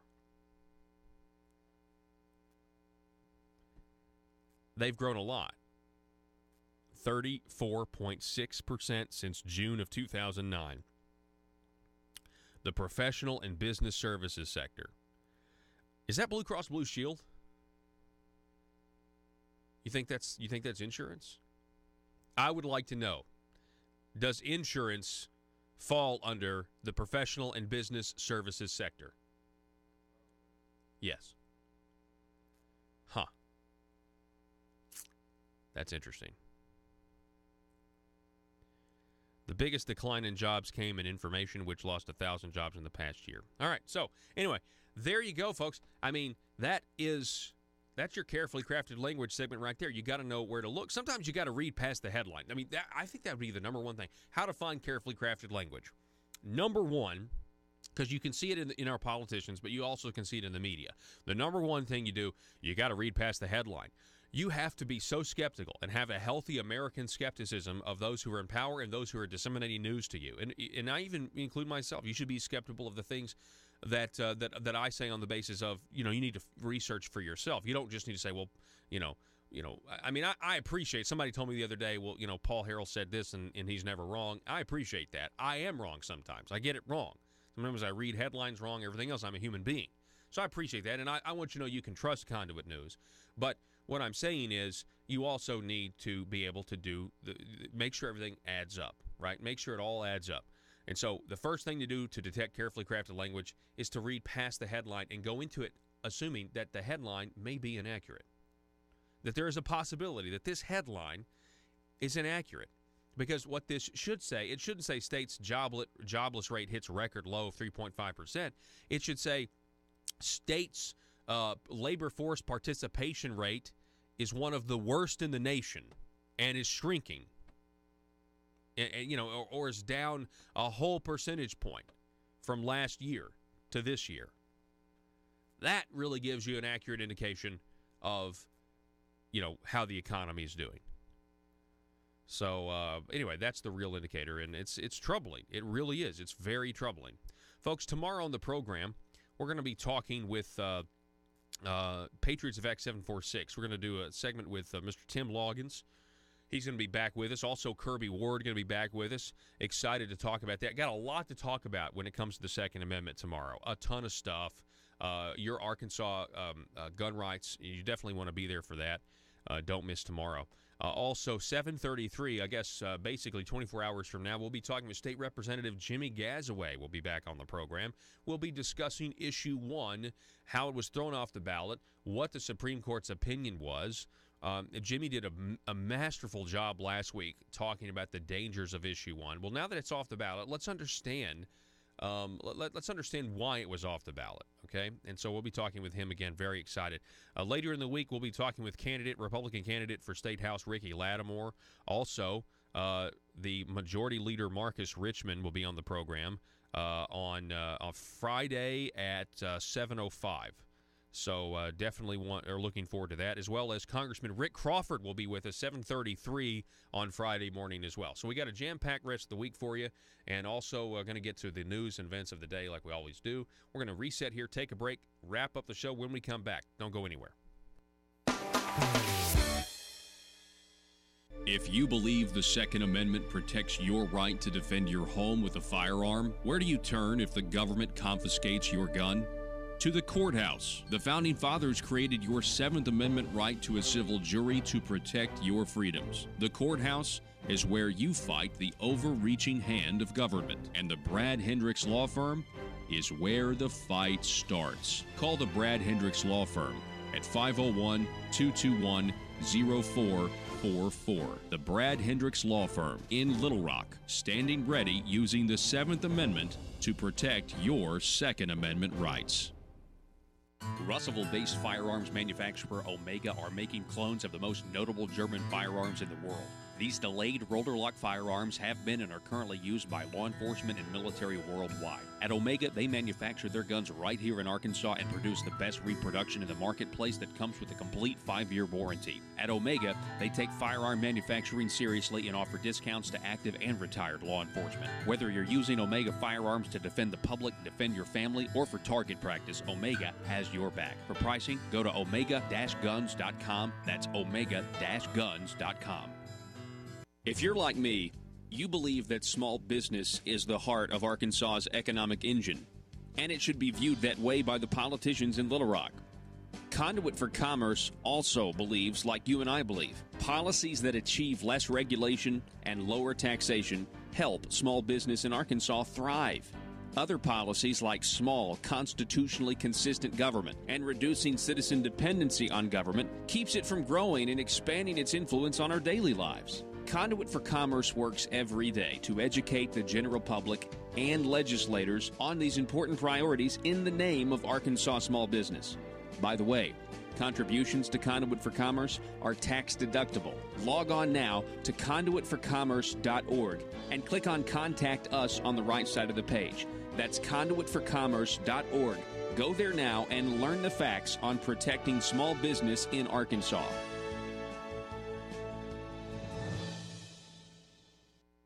As a promise to the Remembrance Project, and one of the key elements was to help navigate through the court system, which is why we wanted to, which is the reason we wanted that was to expose these activist judges. And you can see that Obama pushed through this so-called executive order of DACA, And now, why can't President Trump remove that? He can't. He should be able to rescind it, but guess what? It's stuck there, stalled in the Ninth Circuit Court. Yeah. Wow. Exactly. So Americans, please stand up, call President Trump. Number one, ask him for the National Day of Remembrance. We want a proclamation from the President. I'll give the number. It's 202-456-1111. And please let him know to place those troops at the border and protect American lives. Maria Espinoza, the website, theremembranceproject.org. Maria, it's always great to have you on. Thank you for your thoughts, and hopefully... Order. In the name of public safety, order. This meeting of the Arkansas State Licensing Board governing state licensing boards is called to order in the name of public safety. What's on the agenda for the day? We have before us today, per our summons, a representative from the Arkansas State Licensing Board governing cosmetology, cosmetologist, and all things hair care and beauty. Right. Of course, I remember this. In the name of public safety, ma'am, please state your name for the record, and thank you for appearing before us today.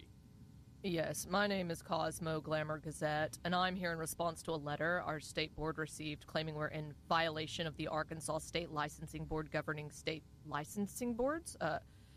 In the letter, you claim that our licensing board is in violation of your rules and regulations because we have failed to, quote, pay tribute, end quote, and therefore have not been granted a license by the Arkansas State Licensing Board governing licensing boards to, quote, shake down the Arkansans who have an interest in cosmetology, end quote.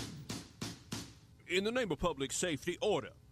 Yes, Miss Gazette, we sent you that letter because you have not obtained our approval in the form of a license from our board to distribute licenses to the professional class your board strives to protect.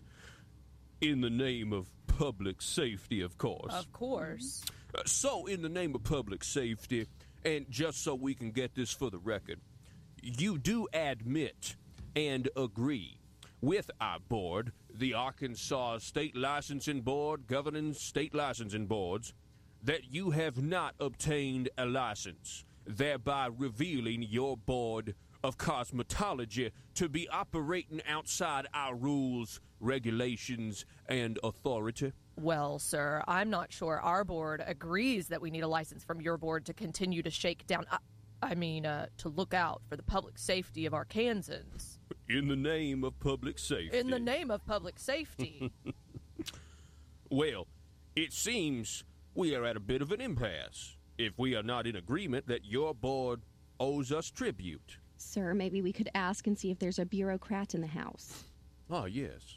Yes, that would shed some light on things. A bureaucrat. Yeah, in the name of public safety, is there a bureaucrat in the house? We need someone to resuscitate and confirm our authority as the Arkansas State Licensing Board governing state licensing boards. Here. Ah, yes. Oh, good. Come to the end of the table in the name of public safety and state your name for the record, please. Yes, I am Despot Ringleader, the head of the Bureau governing all state bureaus, and it is my testimony the Arkansas State Licensing Board governing state licensing boards does have the authority to demand tribute in this situation and will provide in exchange a license to say they can continue to operate in the name of public safety. It's hard to argue when the public safety is put at risk. Very well. We will consider Mrs. Ringleader's testimony as truth, and we will pay tribute in the name of public safety, of course. In the name of public safety. In the name of public safety.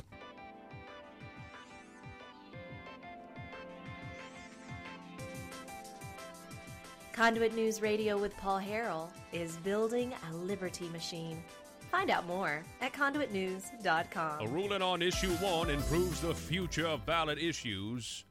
That's the headline over at conduitforaction.org. It's a really good piece. And if you really want to run down, Issue 1 has been ruled unconstitutional. Votes for and against won't be counted. It included several separate subjects: a limit on punitive damages, the waiver of the right to trial by jury, taking away power over many court rules from the Supreme Court, and giving it to the legislature, and a limit on attorneys' fees. Having separate issues in one amendment was declared a violation because the legislature is limited to proposing 3 amendments. Putting separate issues into one piece of legislation is called log rolling. Log rolling is a deceptive tactic, and the Arkansas Constitution tries to prevent the practice. The Constitution even requires Arkansas budget bills to be on just a single subject, which means Arkansas considers many separate budget bills instead of one gigantic omnibus budget. Log rolling deceptive? Yes. You only need to look at the 2014 Ethics Amendment as one example. John Woods, by the way, is in jail. Need to put that in there. The legislature proposed an ethics amendment, but included for itself longer term limits and a mechanism to get much higher salaries. It's highly unlikely gutting the term limits law would have passed if it had been a separate ballot issue. Also, the raising the salaries of politicians who have faced an uphill battle, it should have been a separate issue. First-term state senator, and the Conduit News reported on this, Trent Garner, was quick to threaten retaliation against the Arkansas Supreme Court for ruling against Issue 1. He said there will be consequences starting with their budget next week. Senator Garner wanted Issue 1 to give him power over the court rules in addition to having power over their budget.